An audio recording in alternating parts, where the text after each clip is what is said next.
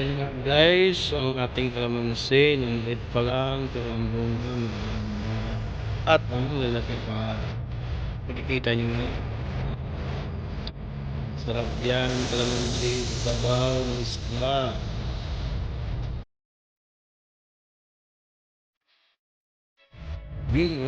Ang lalaki sarap isiling pansabaw sabaw. Kalamansi para sa mainit na sabaw ng isda.